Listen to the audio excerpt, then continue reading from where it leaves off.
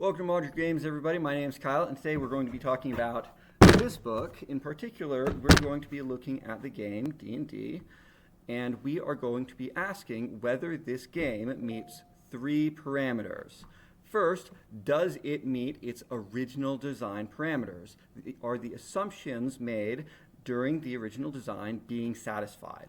Number two, we are going to assess the player expectations. Are the expectations of the players actually being met when they play this game? And number three, is the lore being satisfied? There's certain lore that is more or less consistent regardless of what campaign setting you choose in D&D. And do the core mechanics actually support that lore? Okay, first point.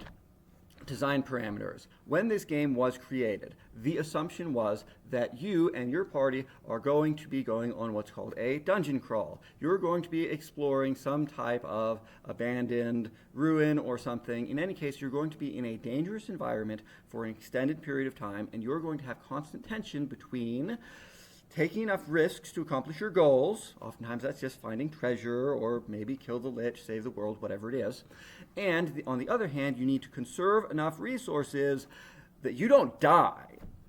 So is that design parameter being satisfied? And it turns out that in many 5th edition adventures, that doesn't happen. In the common game, many groups will only have one combat encounter or even one social encounter in a given day. Maybe they'll have two. Maybe if you're working really hard, you'll have 3 of them. But the basic assumption is that you're going to have 4 to 6 of these encounters in a day, which means that your player characters are being handed more than double the resources that they need to get through those encounters. So in order for there to be any type of tension between, in order for there to be any type of tension between expending too many resources and putting yourself at risk when you expend all those resources, it doesn't really happen anymore.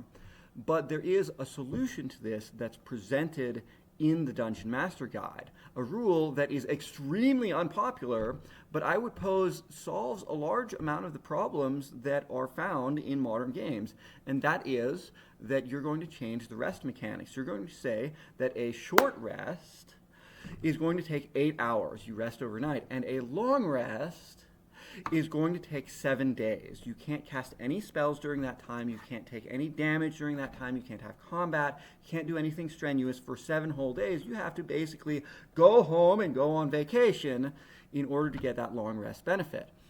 And if you do that, not only does it increase the tension of your game, where you have a lot fewer resources to spend, but it also helps with the balance between casters and marshals. You see, in the original design parameters, there is intended to be a conundrum specifically for spellcasters, and that is that they are going to start out very, very powerful with a lot of spells, and they are going to slowly diminish that supply of spells until, instead of being an asset to the team, they are a liability that needs to be protected.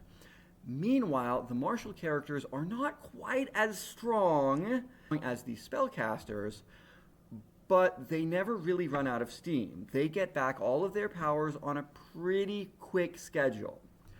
And that is supposed to be the balance between casters and marshals. But when people talk about optimization today, they realize that that doesn't really work for the game, because you're only going to have 1 or 2, maybe 3 encounters, and if the spellcaster uses their highest level spell, then that might take up 2 or 3 rounds worth of actions from the marshal in order to match that kind of output.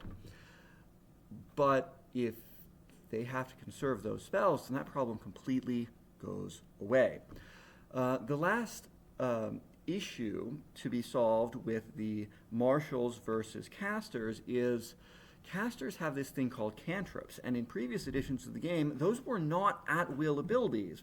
And so maybe we should reassess whether those abilities should be at-will abilities, because that really steps on the toes of the martial characters who have all of their abilities, or most of their abilities, available all the time. We'll come back to that. No solid determination yet. I know it's a contentious issue.